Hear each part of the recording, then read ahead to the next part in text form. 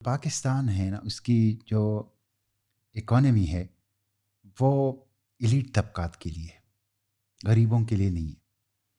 یہ دنیا کا وہ ملک ہے کہ جس میں روزانہ غریب لوگ محنت کر کے پسینہ بہا کے اپنی محنت کی کمائی مالداروں کے جیبوں میں ڈالتے. 1% ریپبلک، پریویلیج کلاس کا ملک، اشرافیہ کے نام پر بدماشیہ کا ملک یہ پاکستان. آپ 17.4 ارب ڈالر UNDP کہتا ہے کہ ہمارے جو ایلیٹ کلاس ہے وہ پریویلیجز میں، ٹیکس کنسیشنز میں، ٹیکس ایویژن میں، گرانٹس میں اور سبسڈیز میں لیتے ہیں. 17.4 ارب ڈالر، 50% بجٹ ہے پاکستان کا. اور یہ کون لے رہا ہے؟ 10 طبقات ہیں، جس میں سے کارپوریٹ سیکٹر، بڑے بزنس مین جو ہاں، اور جاگیردار، ملٹری بیوروکریسی اور سیول بیوروکریسی. یہ وہ لوگ ہیں جو پہلے 5 جو یہ لیتے ہیں. آپ اندازہ کر لیں کہ ایک غریب آدمی بجلی کے بل میں 11 قسم کے ٹیکس دیتا ہے، لیکن جو سپریم کورٹ کا جج ہے اس نے آرڈر پاس کیا ہے کہ جو میری تنخواہ ہے وہی ریٹائرمنٹ پر میری پینشن ہوگی. ماشاءاللہ، وہی ریٹائرمنٹ پر میری پینشن ہوگی. اور آپ کو بتائیں انہوں نے یہ آرڈر بھی پاس کیا ہے کہ اس پینشن میں سے وہ ٹیکس ایگزیمپٹڈ ہوگا. یہ کون سے جج صاحب ہیں سر؟ یہ سپریم کورٹ کے تمام ججز. ماشاءاللہ، اس پہ یونینیمس بینچ بیٹھا. میں آپ کو ایک اور دلچسپ اعداد و شمار بتاؤں، آپ ذرا اس پہ اسٹڈی کر لیں. پاکستان میں جو ابھی پینشن کی اضافہ ہوا حکومت نے کیا، تو آپ کو پتہ ہے جو سپریم کورٹ کے جج تھے ان کی پینشن کتنی بڑھی؟ 1,50,000 روپے پر منتھ بڑھ گئی. بیوروکریٹس کی بڑھ گئی 40,000 روپے پر منتھ. آپ کو پتہ ہے جو کم سے کم پینشن لیتے ہیں جو 20,000 روپے والے، ان کی پینشن کتنی بڑھی؟ 3,500 روپے. آپ کو پتہ ہے پاکستان میں جو کم سے کم تنخواہ ہیں اور زیادہ سے زیادہ جو کم سے کم پینشن ہے اور زیادہ سے زیادہ پینشن ہے، اس میں ریشو کیا ہے؟ 1:92. 1:92 یعنی جو کم سے کم پینشن لے رہا ہے اور جو زیادہ سے زیادہ پینشن لے رہا ہے وہ 1:92. اور آپ کو پتہ ہے برطانیہ میں یہ ریشو کتنا ہے؟ 1:11. یہ ظلم کا نظام ہے، یہ ظلم کا نظام ہے یہاں پہ. یعنی شاہ سے آگے شاہ کے بندے والی بات ہے. نہیں جی، یہاں پہ برٹش کا نظام ہم نے اتنا آگے کھینچ دیا. یہاں پہ اتنا مطلب یہ ہے سیول بیوروکریسی، ملٹری بیوروکریسی، ججز، حکمران، سیاستدان یہ کھا رہے ہیں اس ملک کو. آپ اندازہ نہیں کر سکتے کہ اس وقت یہ ایک تو کرپشن ہے نا، وہ تو میں آتا ہوں، وہ تو دوسری بات ہے، وہ تو اس کے علاوہ ہے. یہ وہ ہیں جو انہوں نے جائز اپنے لیے رکھے ہوئے ہیں، جائز مرات رکھے ہوئے ہیں.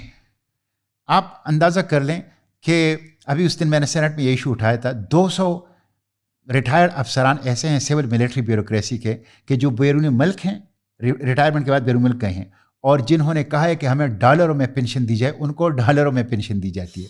یہ آرٹیکل 25 کی بھی خلاف ورزی ہے اور پینشن رولز کی بھی خلاف ورزی ہے. 200 ملین روپے سالانہ ان کے اوپر خرچ آ رہا ہے.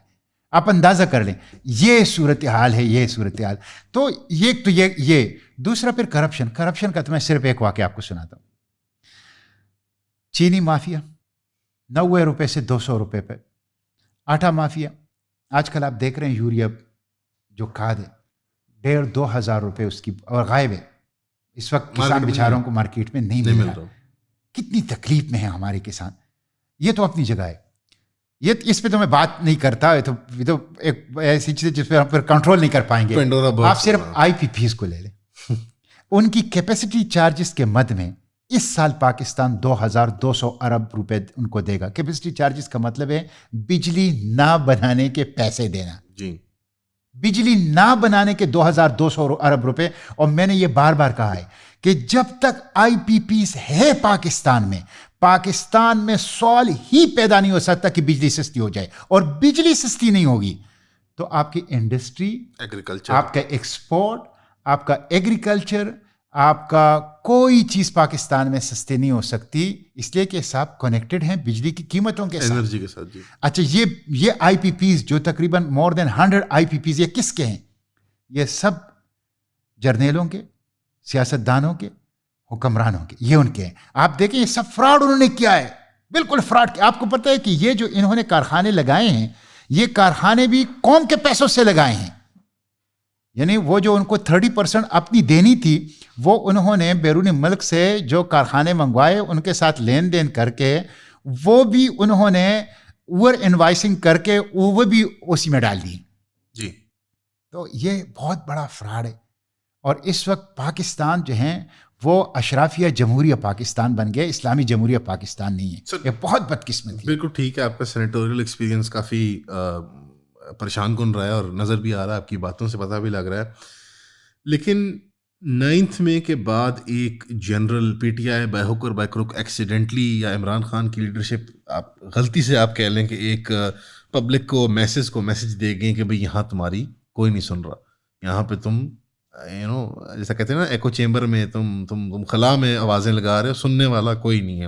آپ نے بھی کہا کہ آپ کے کچھ کولیگ سے نون لیگ کو کہتے ہیں کہ یار سوشل میڈیا کو چھوڑو, 2-3 دن کا بخار ہے, ہم پہلے اپنی لائن سیدھی کر لیں باجوہ صاحب کے ساتھ, چیف صاحب کے ساتھ. الیکشنز کا ماحول لگ نہیں رہا فروری میں, جو جس طرح بات چل رہی ہے, جو کہ ایک فضا کریٹ ہوتی ہے, بینرز لگتے ہیں, ریلنگ شروع ہوتی ہے. میں اگر آپ کو بالکل ایک سینیکل طریقے سے بات کروں, بزنس مین کی بحیثیت, ایک پراپرٹی ڈیلر کی بحیثیت کے, الیکشن سے پہلے مارکیٹ میں پیسوں کا فلڈنگ ہوتا ہے. پرنٹروں کو پیسے ملنے, کھانے والوں کو پیسے ملنے, ٹینٹ کنات, گاڑیاں پرچیز ہوتی ہیں, کوئی ایسی اکنامک ایکٹیویٹی نظر نہیں آ رہی. اور جو اسمیل کرتا ہے نا سب سے پہلے اکنامک ایکٹیویٹی کو, وہ بزنس مین ہی ہے, تاجر ہی ہوتا ہے. تو مجھے تو نظر آ رہا ہے کہ لوگ بھی بدزن ہو چکے ہیں پروسیس سے, اور جو پارٹیاں باہر ہیں آپریٹ کر رہی ہیں, جن کی لیڈرشپ یا قیادت آپ کہہ لیں مسنگ پرسن نہیں ہوئی ہوئی, یا اریسٹ نہیں ہوئی ہوئی, یا خود اپنے آپ کو انہوں نے نہیں ہٹا لیا واپس منظر سے, پیپل پارٹی اور نون لیگ کو مثال کے طور پہ, وہ بھی انٹرسٹڈ نہیں لگ رہے الیکشن کیمپیننگ کرنے میں. اپنے حلقوں میں جاتے ہوئے ڈر لگ رہا ہے ان کو, عوام کے ڈنڈے گالیاں کھانے میں ڈر لگ رہا ہے, یا واٹ از اٹ, کیا صورتحال ہے؟ دیکھیں آپ تو ابھی اسمیل کر رہے ہیں نا, میں نے اس وقت جب اسمبلی کا آخری دن تھا نا, قومی اسمبلی کا, اس دن میں نے اسمیل کیا تھا. اور میں نے اس کے تدارک کے لیے کیا جس دن اسمبلی فارغ ہو رہی تھی اسی دن سینٹ کا اجلاس بھی تھا, اور اسی دن سینٹ میں نے ایک ریزولوشن انٹروڈیوس کی. اس ریزولوشن میں نے مطالبہ کیا, اور جو یونانیمسلی پاس ہو گئی, اس میں نے مطالبہ کیا تھا کہ الیکشن کمیشن پابند ہے کہ کانسٹیٹیوشن کے آرٹیکل 224 کے تحت ود ان 90 days الیکشن کروائیں, اور تمام اسٹیٹ انسٹیٹیوشن پابند ہیں کہ اس دستوری ذمہ داری کے لیے وہ الیکشن کمیشن کو سہولت کاری کریں.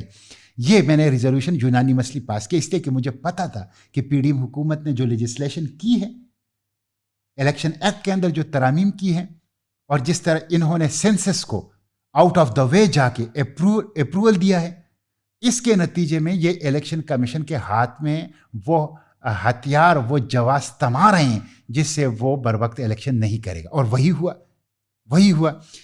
آپ دیکھیں کانسٹیٹیوشن کے آرٹیکل 224 میں 2 باتیں ہیں. ایک تو یہ ہے کہ الیکشن کمیشن کی ذمہ داری ہے کہ جب اسمبلی وقت سے پہلے ڈیزالو ہو, جیسے کہ استعفیٰ ہوا ہے 2-3 دن, تو 90 دن ہے. دوسرا اس میں ہے کہ کیئر ٹیکر کی زیادہ مدت 90 دن ہوگی. اب الیکشن کمیشن نے بھی اپنی ذمہ داری پوری نہیں کی, اور کیئر ٹیکرز جو ہیں وہ قانوناً 90 دن رہ سکتے ہیں, اس سے زیادہ نہیں. وہ انلیگل بیٹھے ہوئے ہیں. یعنی اس وقت ملک میں دستور نہیں ہے, اس وقت کوئی لیگل کانسٹیٹیوشنل جسٹیفیکیشن اس نظام کا نہیں ہے.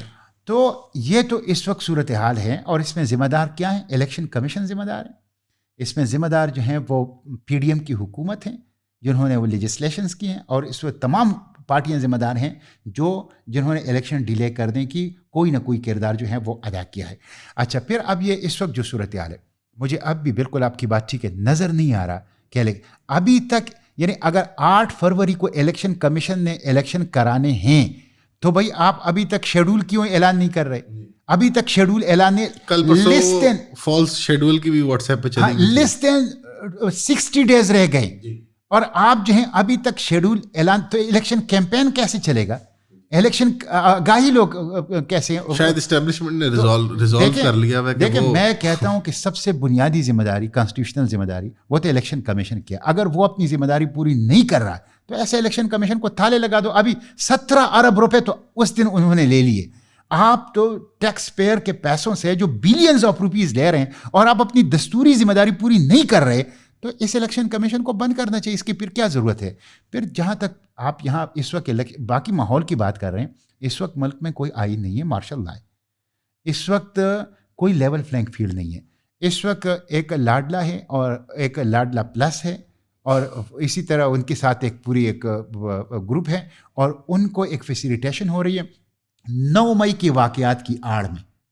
کسی پارٹی کو دیوار سے لگانا, کسی لیڈر کو مائنس کرنا, اور کچھ لوگوں کو اسٹیٹ فیسیلیٹیشن دینا, اور جس کو کہتے ہیں نا کہ عدالتی کیسز وہ خزاں کے پتوں کی طرح ان کے سامنے گر رہے ہیں, اور نیب جو ہے وہ ڈرال کر رہی ہے, اور نیب تو لونڈی بن گئی ہے, اور میڈیا اور پوری ریاست جو ہے ان کی خدمت میں لگی ہے, اور دوسری طرف کچھ لوگوں کو آپ دیوار سے لگا رہے ہیں اور ان کے خلاف عدالتوں کو اور نیب کو استعمال کر رہے ہیں. اس کی قطعاً کوئی اجازت نہیں ہے. یہ کوئی ڈیموکریسی نہیں ہے, یہ کوئی جمہوریت نہیں ہے. اس لیے آپ کو لیول فلینگ فیلڈ دینا چاہیے. پی ٹی آئی کے ساتھ میرا اختلاف کسی سے ڈھکی چھپی بات نہیں ہے. 4.25 سال میں ان کی پالیسیوں میں, پی ڈی ایم کی پالیسیوں میں کوئی فرق ویسے نہیں سمجھتا. میں نے جس طرح ان کی مخالفت کی پھر اسی طرح پی ڈی ایم کی مخالفت کی, اس لیے کہ دونوں کی پالیسیاں ایک جیسی تھی. آپ آئی ایم ایف کا دے لیں, آپ ان کے ٹیکسوں کا نظام لے لیں, آپ ان کی حکومت کی جو پروٹوکول کلچر لے لیں, آپ کرپشن کا پراپرٹی میں مراد پراپرٹی اور ساری چیزیں, ایمنسٹی اسکیم جس طرح دی اور جس طرح انہیں لوگوں کو نوازا, کنسٹرکشن اور لون اسکیم 5% 7%, پھر جس طرح ایف اے ٹی ایف کے لیے انہوں نے قانون سازی کی اور پاکستان کی پارلیمنٹ کو بےتوقیر کیا. کوئی فرق ان دونوں میں نہیں ہے. لیکن آپ جو ہیں لیول فلینگ فیلڈ دینا, یہ ان کا حق ہے, یہ سب کا حق ہے, تمام پولیٹیکل پارٹیز کا حق ہے, یہ ہونا چاہیے. اور یہ جو آپ دیکھ رہے ہیں کہ نا 2 خاندان ہیں, بلکہ 2 نہیں ہیں, 4-5 خاندان ہیں گزشتہ 40 سال سے, کچھ مرکز میں کچھ صوبوں میں, وہ چند خاندان, یہ ملک ان کا غلام بن چکا ہے. آپ دیکھیں خیبر پختونخوا میں بھی 2-3 خاندان, وفاق میں بھی 2-3 خاندان, اور پنجاب میں بھی, سندھ میں بھی. یہ انہوں نے غلام بنائے ہیں پاکستان کو, اور یہ سرٹیفائیڈ نااہل ہیں, سرٹیفائیڈ نالائق ہیں. ان کی وجہ سے پاکستان کا یہ حال ہو گیا ہے. آپ دیکھیں نواز شریف صاحب کا کہا جا رہا ہے کہ 4تھی مرتبہ وزیر اعظم بن رہے. بھائی انہوں نے پہلے 3 مرتبہ بیڑا غرق نہیں کیا اس معیشت کا. کہاں سے سر وزیر اعظم؟ سر گراؤنڈ میں آپ نے خود ہی دیکھ لیا. گراؤنڈ میں تو دیکھیں, گراؤنڈ میں تو جو ہوگی وہ تو پتہ چلے گا الیکشن میں. لیکن اس وقت جس طرح ان کے بارے میں فضا بنائی جا رہی ہے, یا پیپلز پارٹی کو آپ دیکھ لیں, ابھی 17 ماہ کس کی حکومت تھی؟ اسی پی ڈی ایم کی حکومت تھی جو 8-10 پارٹیاں, 1 درجن پارٹیاں. پنجاب بیٹل گراؤنڈ نہیں بننے جا رہا اس اگر الیکشن میں. پنجاب جو ہیں, پنجاب پاکستان کی سیاست میں مرکزی کردار پنجاب کا ہوتا ہے, بلکہ فیصلہ کن میدان پنجاب میں لگتا ہے. آپ دیکھیں اس وقت 56% قومی اسمبلی کی سیٹیں وہ پنجاب میں. باقی تینوں صوبوں میں بھی اگر کوئی پارٹی سویپ کر جائے لیکن پنجاب ہار جائے تو وہ حکومت نہیں بنا سکتا. تو پنجاب ہی اصل جو قومی اسمبلی کا الیکشن ہے اور جو وزارت عظمیٰ کی لڑائی ہے, جنگ ہے, وہ تو پنجاب ہی میں ہوگا, اور حقیقی اور اصل میدان پنجاب ہے, یہاں لگے گا. میں یہاں کے عوام سے بھی کہتا ہوں, پنجاب کے عوام سے, کہ یہ جو ملک کی حالت بن گئی ہے, آپ دیکھیں 193% گیس کی قیمتوں میں اضافہ ایک ہی گو میں. آپ دیکھیں کہ 11 قسم کے ٹیکس بجلی کے بلوں میں, اور اس وقت جو ہیں وہ 42 روپے اور 50 روپے اور ایک ماہ میں 90 روپے فی یونٹ بجلی کا بل آیا تھا. تو یہ جو ظلم ہے, اگر آپ اس کو ختم کرنا چاہتے ہیں, 21 لاکھ مقدمات زیر التوا ہیں, 21 لاکھ مقدمات عدالتوں میں زیر التوا ہیں. تو اس کا حل یہ ہے کہ جو پرانے چہرے ہیں, یہ جو آزمائے ہوئے ہیں, یہ جنہوں نے صرف درد, دکھ اور تکلیف دی ہے, اور یہ جنہوں نے بار بار حکومتیں کی, نااہل ثابت ہوئی اور پاکستان کو یہاں تک پہنچایا, ان سے قوم کو نجات دینی چاہیے اور پنجاب کو اس میں رول کرنا چاہیے. یہاں پہ ایک پرنسپل سوال آتا ہے, آپ کی جماعت اسلامی سے جرنی بھی یہاں ریلیونٹ ہے. مودودی صاحب کی جو ایک ریولوشنری فکر تھی وہ